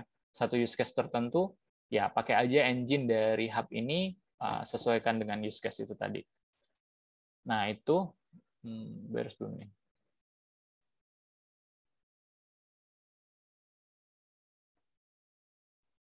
Oke, seberin dulu deh. Udah ya? Oke, misalnya kayak gini. Nah, ini ada beberapa lagi yang perlu disetting di dalam. Kita harus login kayak gitu ya.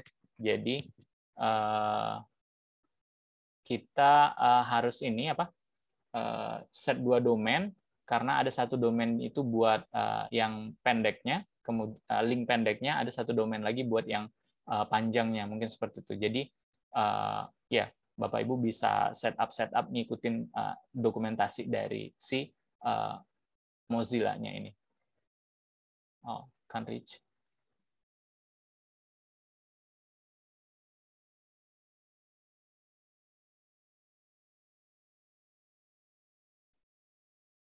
Oke, itu kita biarin dulu deh. Nah, oh ya ini nih, ini ada room juga Bapak Ibu kalau emang mau coba kayak gitu ya. Saya keluar dari room ini deh biar nggak banyak resource pakai. Nah Bapak Ibu bisa ada room ini, room Gedung Damar kalau emang mau nyoba. Kemarin yang wisuda itu pakai ini. Oh, bisa loading ya. Ya udah biarin dulu kayak gitu. Nah, Gedung Damar itu jadi emang satu ruangan doang, dan kita desain kayak Gedung Damar, tambahin objek-objek, terus kita tinggal share screen YouTube kayak gitu ya. Jadi orang-orang nanti ada di dalam ini, orang-orang ada di dalam ini nanti pindah ruangan, 2 ruangan kayak gitu ya. Nah, jadi ya wisudanya ada di sini kayak gitu. Jadi kita tahu nanti ada bisa muat berapa orang, tapi kemarin maksimum kapasitinya sekitar 40 kayak gitu ya. Ya, di tengah-tengah ini nanti di share screen kayak tadi, kayak kita nge-share sebuah video kayak gitu ya. Video apa misalnya kayak gini ya.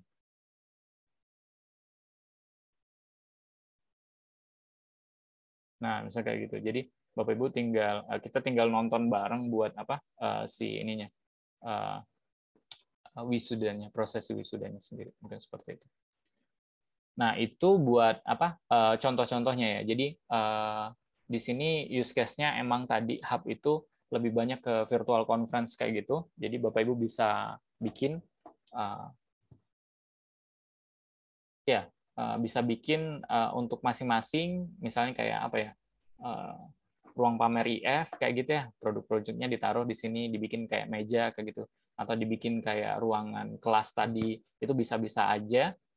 Gimana bikinnya? Nah, untuk bikinnya baru kita masuk ke yang kedua, itu berkenaan dengan tadi. Hub itu sebenarnya ada 2 aplikasi ya Bapak Ibu. Aplikasi pertama si hub-nya sendiri untuk nampilin visualisasi, kedua ada Spoke namanya. Spoke ini apa? Editor. buat 3D World-nya. Nah, di sini mungkin saya contohin, saya udah ada editor apa aja ya? Project. Nah, ini misalnya kayak gini ya. Ada editor bikin dari nol, misalnya kayak gitu ya. Dari empty project. Bapak Ibu dikasih Word kayak gini. Terus Bapak Ibu udah bisa aja.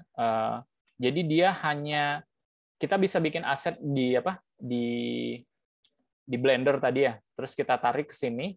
Dia bentuknya tinggal objek-objek gitu aja. Jadi misalnya apa di sini? Floor gitu ya. Bapak Ibu mau naruh lantai. Terus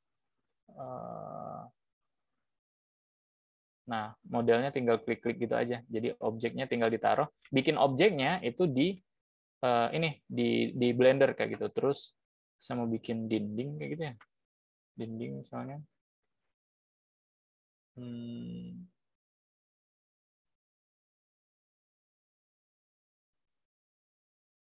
Ya dinding-dindingan lah dulu ya. Terus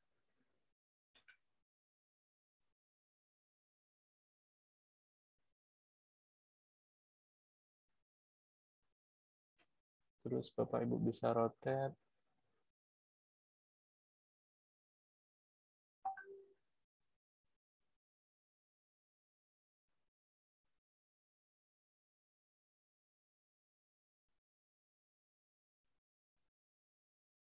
Terus Bapak Ibu bisa copy pastein. Salah. Copy pastekan terus pindahin.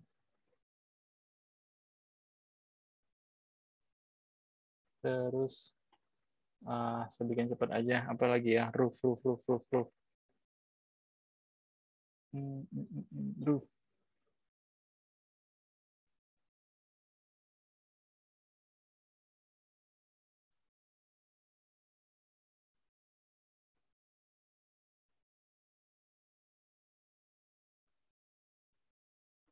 Roofnya di scale.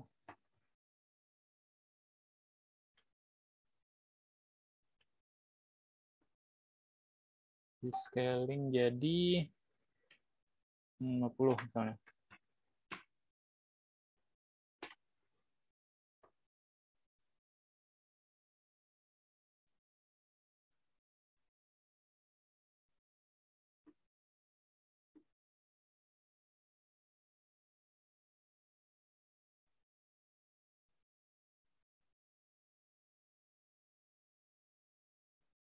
Mana roofnya tadi?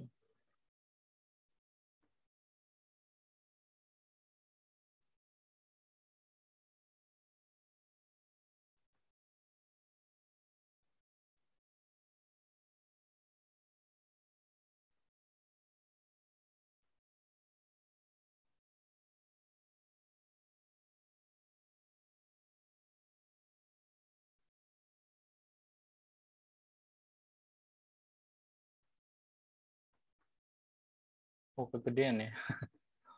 Oke, jangan 50 deh. 20.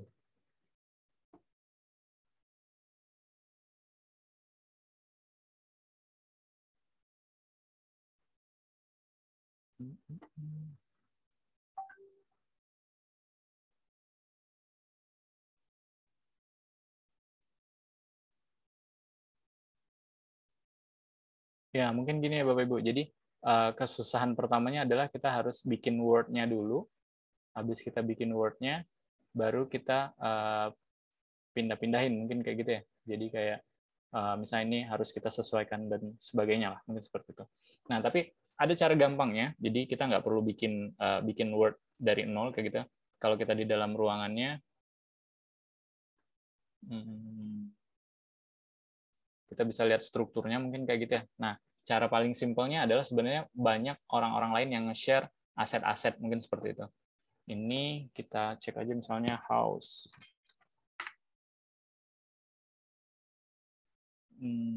Ya, simple house mungkin ya. Ada orang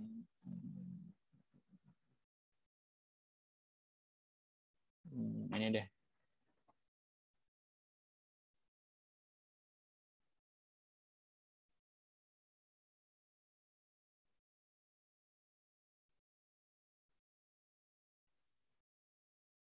Nah, nanti udah kebentuk rumahnya, asetnya, kita bisa tinggal pakai ya sesuai ini kita tadi ya, tinggal kita tumpuk-tumpuk ada apa aja.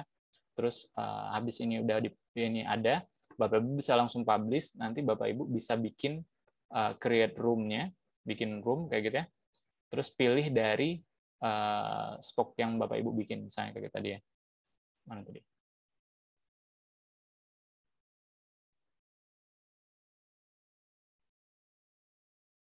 Mana tadi? Ini. Spoke yang Bapak Ibu bikin, terus di-create room baru di sini, milih room-nya nanti kayak gitu ya. Bapak Ibu bisa gunakan itu untuk use case Bapak Ibu sendiri. Nah, menariknya lagi di spoke ini sebenarnya ya tinggal imajinasi kita aja gitu ya. Imajinasi kita mau bikin ruangannya atau tempatnya seperti apa gitu ya. Ini biarkan dia loading dulu. Ini ada satu contoh. Jadi kayak ada contoh scene yang di sini yang dia scene buat ini ya lingkungan outdoor kayak gitu ya. Terus saya coba edit biar apa lingkungan outdoor-nya biar bisa jadi kayak apa katanya, lingkungan outdoor-nya biar bisa objeknya nggak ada.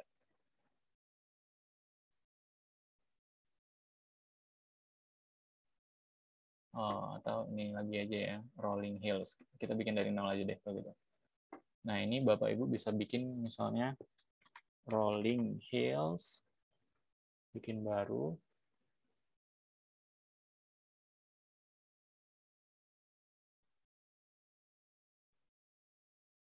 Oh, ini sorry, berarti udah tadi. Nah, ini jadi ini apa nih? Ini ruang rapat FIF ya. Jadi Bapak Ibu bisa desain foto realnya, terus nanti tinggal tambahin objek-objeknya, misalnya ada kursi kayak gitu ya. Terus tambahin beberapa kursi mungkin kayak gitu. Terus ada lagi misalnya kayak orang mungkin gitu ya. Apa? Spider-Man. Sketch lab. Meja kayak gitu. Table. Nah, kayak gitu. Bapak Ibu bisa tambahin objeknya sendiri ke dalam. Nah, kenapa kayak gini? Karena ukurannya kecil banget. Harus dikali berapa nih? 20. Oh, kegedean. Harus dikali 10.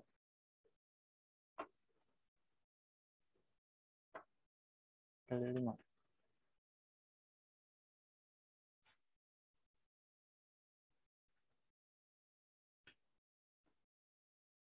Nah, ini mejanya jadi ada di dalam. Ya, jadi kita tinggal ngatur-ngatur aja objeknya apa aja. Kalau itu udah, misalnya coba ini, kalau dia udah, Bapak Ibu bisa publish, nanti pas bikin baru, Bapak Ibu pas ini, tinggal joining room, terus ganti skin-nya, ganti room-nya. Apa tadi ya? Change room.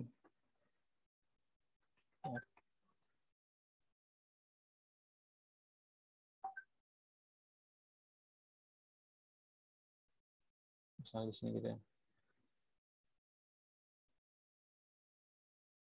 Scene. Nah, nanti scene-nya bakal ganti sesuai dengan scene baru yang Bapak Ibu udah bikin kayak gitu ya. Jadi ya menyesuaikan dengan desain-desainnya. Karena tadi desainnya mungkin masih belum bagus kayak gitu ya. Jadi saya nggak bisa publish juga ini buat ke ini. Tapi secara umum gambaran untuk apa ya develop metaverse-nya pakai platform hub seperti ini aja. Bapak Ibu tinggal ambil aset-asetnya di sini, atau Bapak Ibu kalau punya aset sendiri bisa upload sendiri kayak gitu ya. Elemennya ada di sini, kemudian ini komponen-komponennya, dan kita hanya drag drop dari objek-objek itu aja.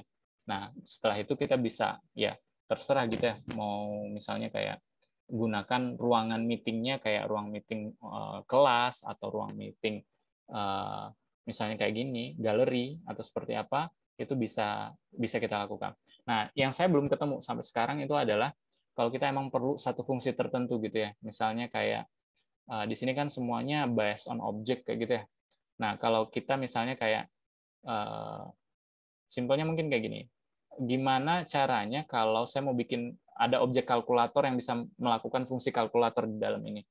Jadi kan kita bisa aja bikin objek kalkulator 3D kayak gitu ya, tapi bisa ngitung beneran nggak sesuai dengan fungsi kalkulator. Atau misalnya kita kan punya apa misalnya kayak kadang kita punya API di aplikasi yang lain, terus transaksi misalnya kayak gitu. Gimana caranya kita buat ngekonekin, terus bisa melakukan transaksi. Saya belum ekspor lebih jauh untuk berkenaan kalau kita harus konekin fungsi-fungsi yang ada di dalam ini. Jadi gitu. Kalau udah ada objek 3D-nya, gimana fungsinya bisa ngambil dari sistem lain kayak gitu. Harusnya ada biar memudahkan pengembangan dari aplikasi kita. Jadi kayak kita nggak perlu bikin lagi dari nol di atas 3D World kita, tapi tinggal mengintegrasikan dengan fungsi-fungsi lain yang sebenarnya aplikasinya udah ada kayak gitu. Nah, mungkin itu Bapak Ibu dari saya share-nya. Ya, gimana ini? Diskusi setelah ini atau gimana, Bu Ran? Ya, terima kasih Pak Doni atas sharingnya. Kira-kira ada yang ingin ditanyakan nggak ya dari ada Pak Adit, ada Bu Vero, ada Bu Widi. Kira-kira ada yang ingin ditanyakan? Oke, mungkin sambil nunggu pertanyaan ya, atau mungkin Mas Ken atau Mas Abi mau nanya, silakan. Mungkin sambil nunggu pertanyaan, tadi kan waktu pas di Hubs itu kenapa sih kita harus bikin 2 domain? Oh, oke. Ya, ini contohnya ya, Bu. Jadi ini contoh buat kita instalasi. Kalau kita mau bikin aplikasi yang dia di operation gitu ya. Jadi misalnya kayak gini, ini kan aplikasi operation, maksudnya nanti semua orang bisa pakai kayak gitu ya. Dan ini harus disetting lagi di dalam biar ditambah 2 domain. Kenapa ada 2 domain?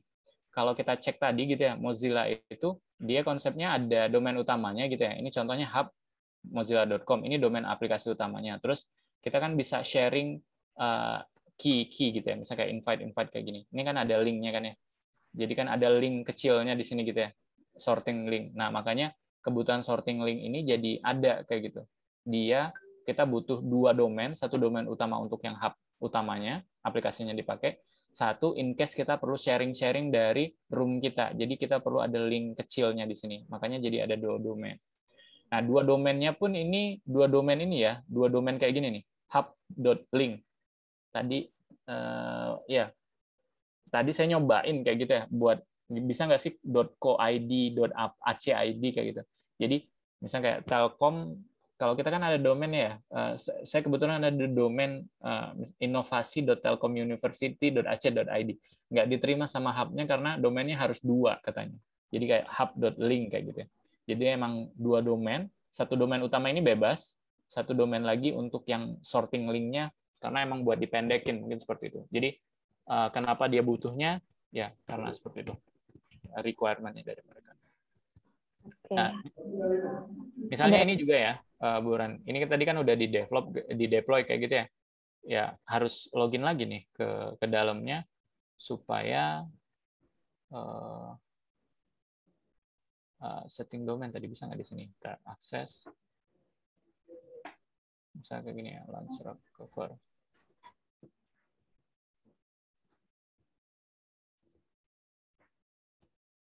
Harus login tapi di sini.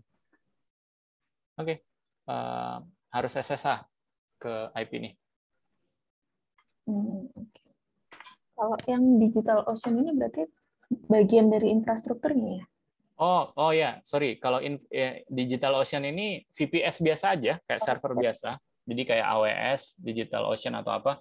Ya ini kebetulan karena ada kredit aja di dalamnya, jadi kebetulan udah di sini makanya saya ini. Misalnya mau pakai VPS, misalnya kayak VPS Indonesia pun juga bisa sebenarnya. Setupnya hanya ya repot setupnya sebenarnya setup di plugin ini ya. Kebanyakan pakai JS kan ya. Jadi plugin Node-nya yang bakal repot itu ya. Terus tadi ya mungkin domain, kemudian kemarin itu ada juga banyak problem itu di HTTPS kayak gitu ya. Gimana biar komunikasinya jadi lebih mudah mungkin seperti itu. Ini kalau dicontohin paling saya demoin ini ya. Mana dia tadi?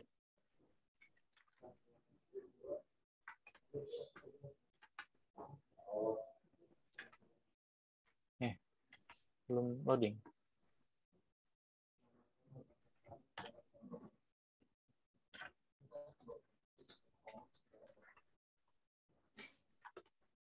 Oh, ini udah. Sorry. SSH min I root add.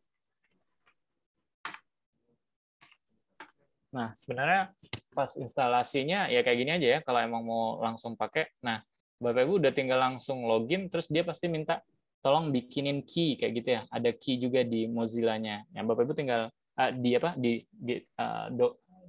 DigitalOcean-nya.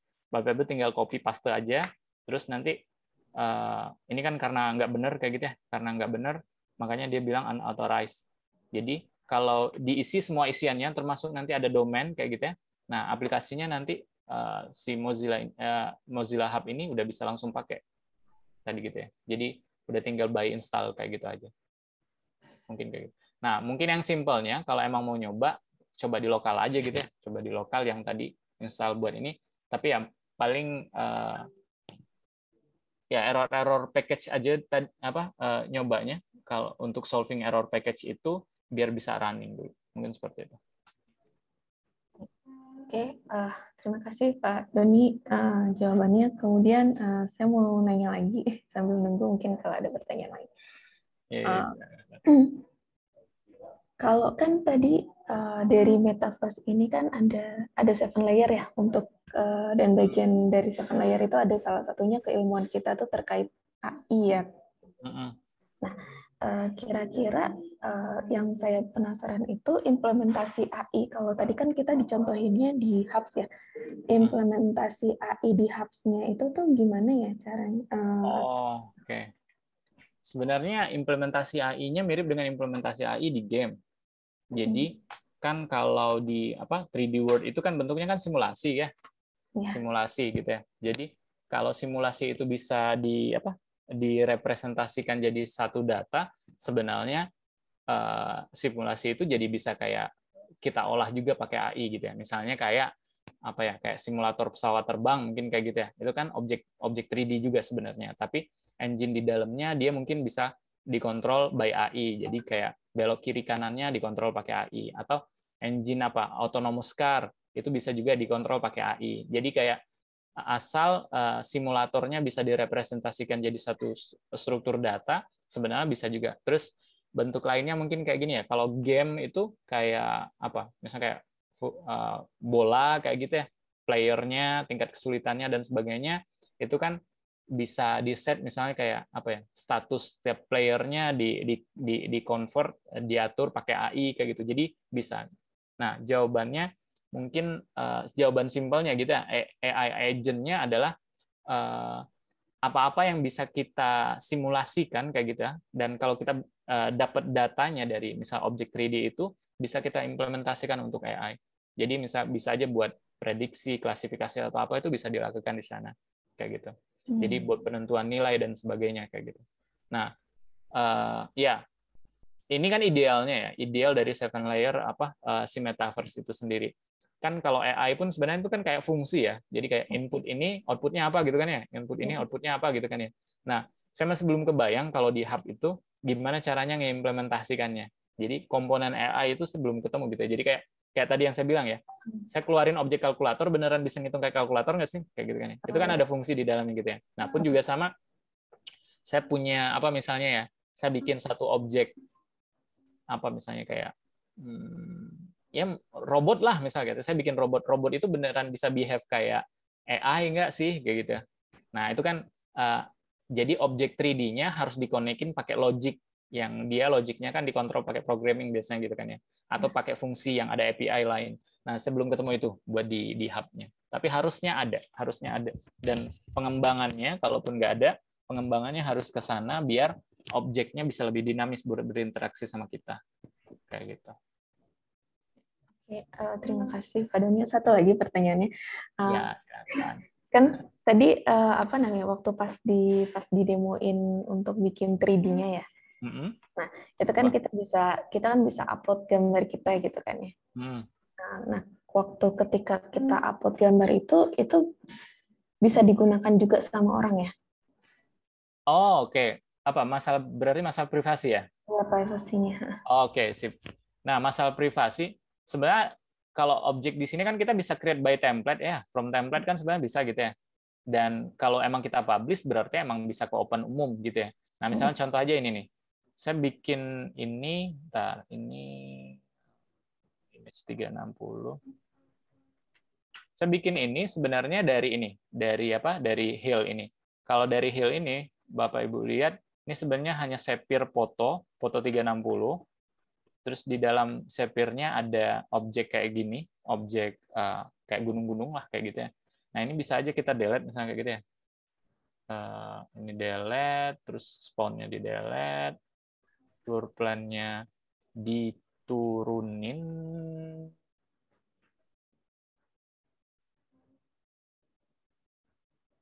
Mana dia tadi ya? Oke, enggak usah floor plan-nya diturunin. Objek 360, ini kan ada gambar ya. Misal tinggal ganti aja nih. Nah, ini harusnya keganti ke yang FVF.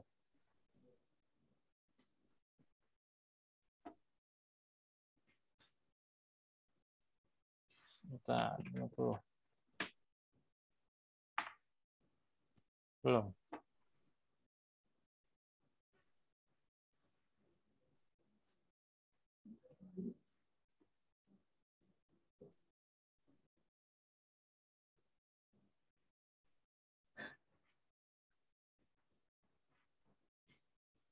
Oh, ada error. Load image valid.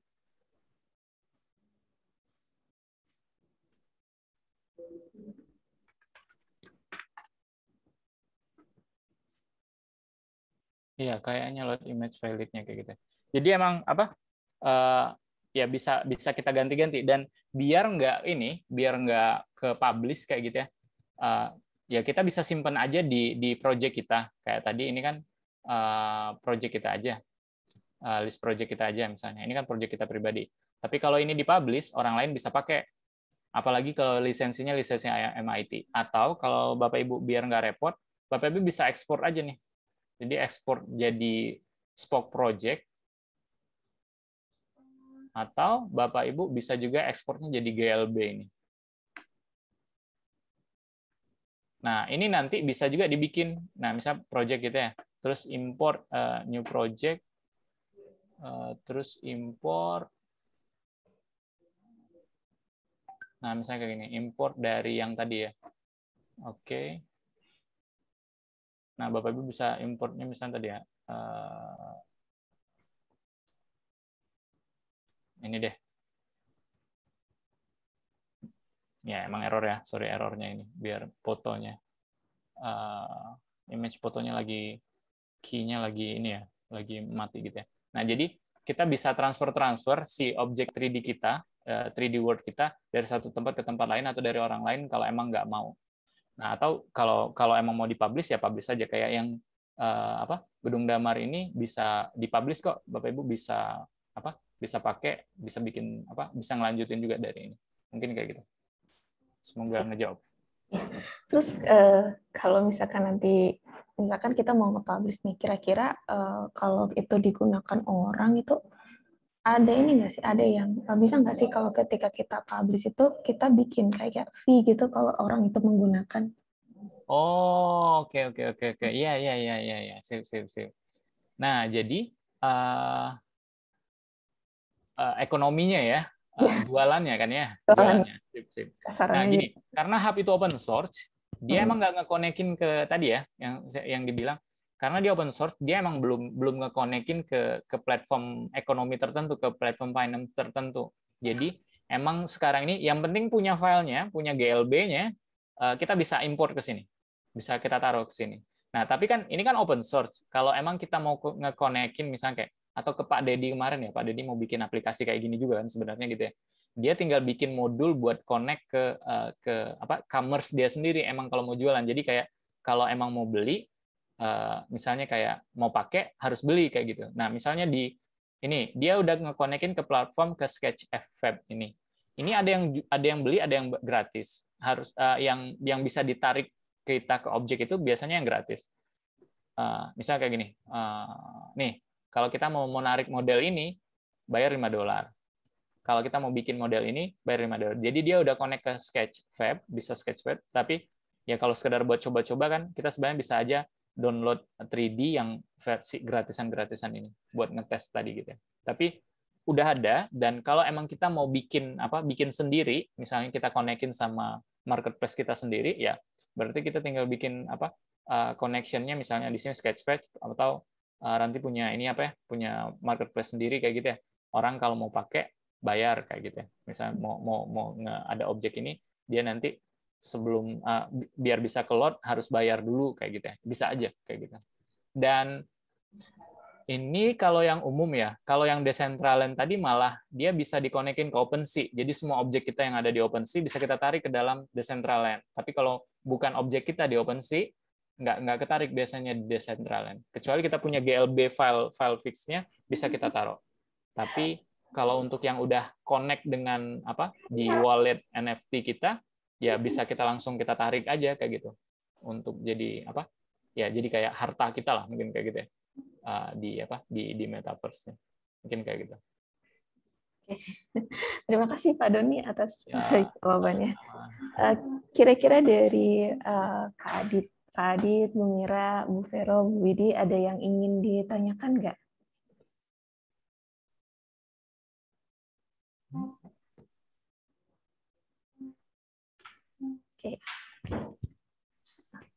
Oke.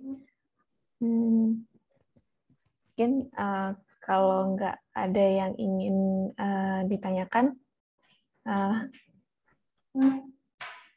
kalau nggak ada yang ingin ditanyakan, mungkin bisa kita akhiri kali ya. Atau ada yang ingin ditambahin lagi dari Pak Doni? Apa ya? Ya mungkin tadi aja ya, tentang yang lesson learn itu tadi aja gitu ya. Jadi ya mungkin orang lagi rame-rame tentang metaverse secara teknologi ya kayak tadi aja gitu ya. Lebih ke 3D World, terus ada framework-nya, kita bisa pakai itu. Terus belum ada jaminan juga teknologinya sebenarnya booming gitu ya. Tapi kalaupun booming ya beberapa tahun ke depan gitu ya, mungkin bakal boomingnya. Tapi kalau emang teman-teman atau Bapak Ibu mau antisipasi, pengen coba belajar kayak gitu ya, ya tadi bisa dimulai dari tools-tools yang tadi mungkin seperti itu. Itu aja mungkin kesimpulannya, lesson learn yang bisa diambil. Terima kasih banyak Pak Doni atas pemaparannya terkait metaverse ini. Menarik ya, jadi dari sisi keilmuan kita juga bisa kontribusi, terus bisa juga kita jadikan ada juga nilai bisnis dan ekonominya ya di sini. Oke, mungkin jika tidak ada yang ingin ditambahi atau ditanyakan lagi, saya akhiri webinar hari ini. Assalamualaikum warahmatullahi wabarakatuh. Waalaikumsalam warahmatullahi wabarakatuh. Terima kasih Pak Doni. Ya, sama-sama Bu. Terima kasih Pak Doni. Baik Bu. Izin live ya, Ran. Ya.